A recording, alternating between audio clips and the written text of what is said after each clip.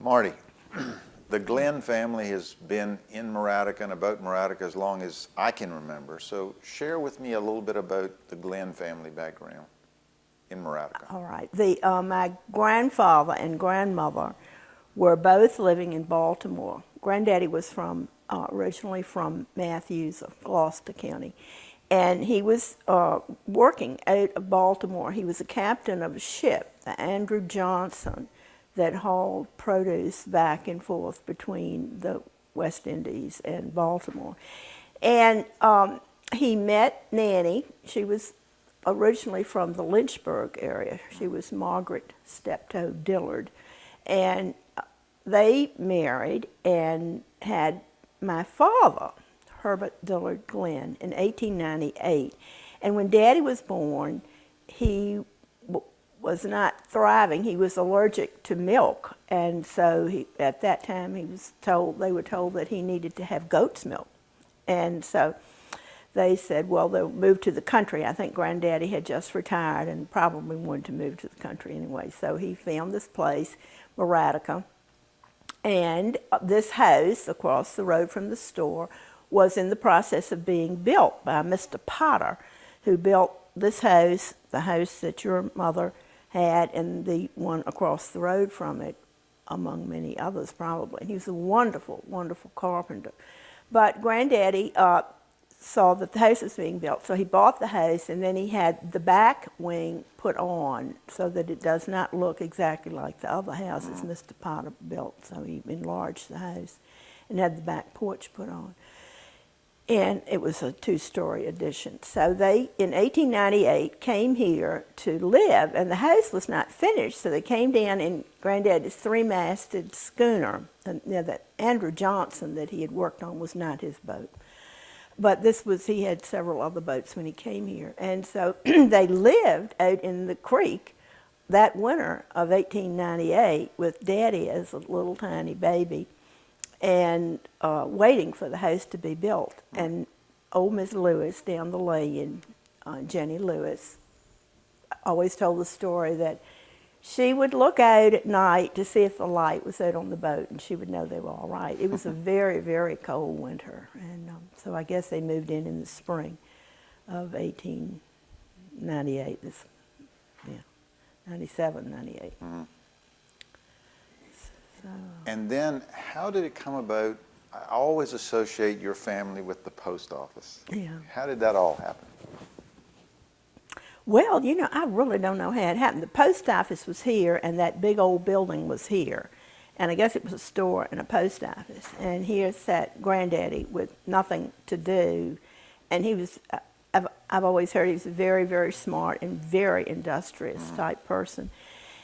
So he bought the building, and then was doing the store, and Nanny was trimming hats for ladies. They had quite a big dry goods area back in the store, and she would put things that people liked on them, like feathers and braid and all. And so when I sold those across the road up in the attic were all these things, and nothing was ever thrown away by the Glenn family. So then, I don't know, I guess the office became, no one was the postmaster, and so then Granddaddy was the postmaster. And then after he was no longer postmaster, then Nanny became the postmaster. And then when I was 6 years old, so it would be 1939, Mother became the postmaster. So the Glenn family held on to it from, I guess, about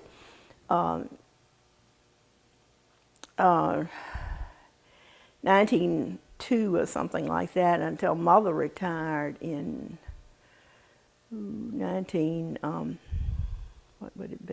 68 or 69 or something. Yeah, that's like quite that. a run for your family. It was, post office. yeah, it really was. And share with us a little bit about what was Morattico like when you were a young child growing up here, Marty? Lots of kids in the village? Yeah, there were some kids, but it was, when I look back on it, it was very boring, Frank. Very, very boring. And the summer was wonderful. I loved to be outdoors. I loved to soft crab. And from the time I could walk, I think I had a net and I was out in the water looking for crabs. And I did that all along for all of my life. I would do it right now if I thought I could get one out there. Well, Marty, a lot of people that are going to be seeing this really don't understand that because it's such a part of the past. Share with people how that worked. Well, the way I did, I had two ways of doing it. I had a crab net, which is a net at the end of a long pole. And when I started, I was so little that I had a very short pole. When I stopped, I was about 35. For my birthday, my 35th birthday, Mother gave me a little crab float that I could pull behind me. But I would go out with this net and I would poke in the grass. And in that day, you could see to the bottom of the river. And it was very healthy. And there was a lot of grass. And the grass was cleansed and gave the crabs a place to hide. So the crabs would come in close to the shore when they were ready to molt, which means to get rid of that shed and grow. And that's how they grew. And just after they molted, before, they were very slow moving and they wanted a place to hide. They'd get in an old rusted tin can and hide, or they'd be hidden in the grass. So I would poke my net in all these places and I would get up a crab that was just about to shed. It would be called a buster, and its back shell was, you could see, in there was a soft crab. You could put your finger in there and feel it. And a hard crab like that was a buster, would not bite you. When real hard crabs would hurt. So I would catch these crabs and then I would sell them, and I was always saving money to go to college. And one of the greatest disappointments of my life, I had caught quite a few crabs. I had 9 or 10 soft crabs, and I poled my little skiff out to the crab houses that were built up on stilts offshore, and nobody was there. They had gone home to lunch or nap or something. So I put my crabs in the shade in this bucket of water that I had, and you can tell what happened after that, because crabs don't live in the water. If I had not put them in water, they would have lived. So I kept waiting for my money. I thought certainly I would get 15 or 20 cents. And I guess it was Captain John Walters. He said, "Don't you know better than that? They're just dead crabs, and no, you don't get anything." And I was heartbroken, and I still remember it, and I'm sure that I was about 6 or 7 years old. So life here was wonderful in the summer. I would go fishing with my father. He took fishing parties. People would pay him to take them fishing. And sometimes when 2 groups came at once, he would pull one boat behind the other boat, and he would put me in the boat and say I was in charge of the fishing party. And he would be right off from me. But I felt very big and proud to be doing that. And I used to walk on the sideboards, the gunnels of the boat, just walk around and scare everyone. I did it to frighten people. I was very sure-footed. I wasn't going to fall, but it astounded everyone. And I always baited the hooks, took the fish off, and I would clean the fish. And I have never had much respect for anyone who said they couldn't clean a fish. Once I was in Germany, and we were at a very fancy dinner, and the guide was sitting next to me, and our meal was served, and it was a whole fish with the head and tail and everything. So I just proceeded to, fix it so I could eat it. And he just was astounded. He said, "You're one of the few Americans I've ever seen who knew what to do with it." Morattico, Germany. That's right, yeah. And share with us a little bit about your mom. We were talking earlier. She came from Culpeper. And Well, that's a wonderful story about my mother coming down here. Mother was graduated from West Hampton College at the University of Richmond with a degree in French and voice, and music voice. And she needed to have a job, and there were 2 jobs available that she was considered for, and one was in Lovingston, Virginia, and one was at Litwalton. So Mother chose Litwalton, and the family, she had several sisters and brothers, and the family was so close that they were always consulted on everything, whether it would be all right for Sally Gordon to go to Litwalton. And they didn't know anything about it. They never heard of it. But then someone remembered that Cousin Annie and Cousin Henry Lane had been, he was an Episcopal priest, and he had been at Warsaw, at St. John's in Warsaw, and that was probably near Walton, so they looked all that up, and they thought, well, maybe it would be all right if she went. So she accepted the job, sight unseen. Everybody was sight unseen. And they hadn't seen her, and she hadn't seen them.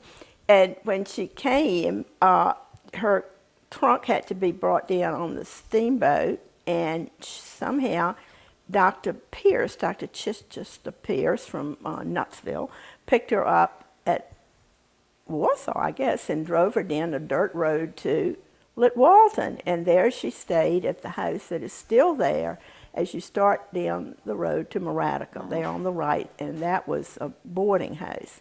So she was coming to stay there. And she went to this high school, which was in Litwalton, back behind the service station, Ryland Barnes service station, remember that? And it was a big two-story building. And Mr. Curl was the principal. He later did the Rappahannock Record and was well-known old gentleman. Yes. Mother loved Mr. Curl, and he loved her. It was a good match. But Mother had, the Sparrow Boys were in her class, and they were quite unruly, to say the least. And one of them, Jimmy, had been crippled for a long time, and he loved to stick his crutch out and trip up anybody who went by. And Mother just was short and tiny, and she had no way of keeping discipline, and it must have been an uproar the whole time. I don't think she taught anything. But the funny thing is, Mother at her tallest was 5'3", but she was the only one in the school who had ever even seen a basketball game. So she was the basketball coach. And I never knew this about her until I moved back down here. And one of the women from Kilmarnock who had been on her team, and Mother was a fine basketball coach, and I just couldn't believe it. So when Mother died, I put that in her obituary. As rightfully you should. Well, that's awesome. That's a great story. But she loved my father, but although the first time she met him, she had gone to a ball game with her roommate at Miss Jenny Ficklin's. That was the name of the boarding house where she was. And I can't think of her roommate, but her roommate was from Morattico, but she was up there also teaching. So they went to a ball game, and Daddy was at the ball game, and Daddy loved to be the life of the ball game. He would yell out everything at the pitcher and the catcher and whoever what. And Mother looked at him and said, I wouldn't marry that man if he was the last man on earth. I mean, who had asked, you know. So later, he had asked Mother's roommate for a date, and Mother was asked for a date by, I'm trying to think of Colburn, not Colburn, but, well, anyway, he lived in Morattico. But when the two women went out to get in the car, when they picked them up, they had shifted, so Mother was with Daddy, and that was the end of that. So they did get married. And they lived in Culpeper for a while. Mother, after that 1 year, did not teach again. She went back to Culpeper and worked for her brother at the Merchant's Grocery, and loved that. And when Daddy came up and had a service station up there for a while, and that was in the Depression, and things weren't good, so he wanted to move back here. Then I was born there in Culpeper, and I was moved back here. I was born in May of '33, and I was here in August in time for that great big high tide, and that just scared Mother to death. And she was frightened being here the rest of her life. Well, I can remember in the early 50s when Hazel came, she had a workboat in her back porch. That's right, right in the porch. And Daddy, she set that out by herself in this house. And Daddy was around the shore with, I think, Dorothy Lee and a couple other people. Right. And they had to walk home, and the road was just gone, so they had to go back through the field.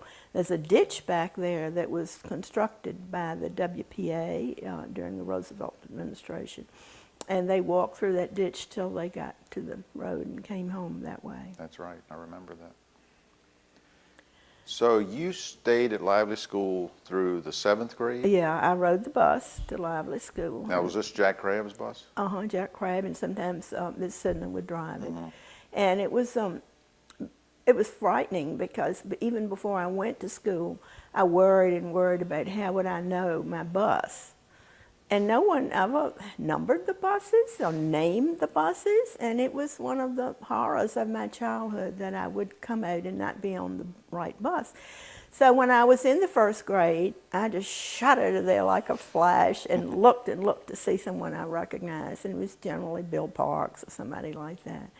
And I didn't get on the bus, but I was always worried that I'd be on the wrong bus. And I even have nightmares now that I've gotten on the wrong school bus.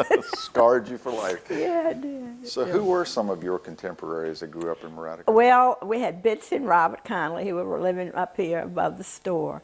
And when you say, did we do for fun in Morattico, I just said to Connie, your father and his brother Robert and I had fights, and this is what we did for entertainment. And we had screaming, yelling, cussing fights, awful, awful language. A girl that can clean a fish can hold her own. That's right.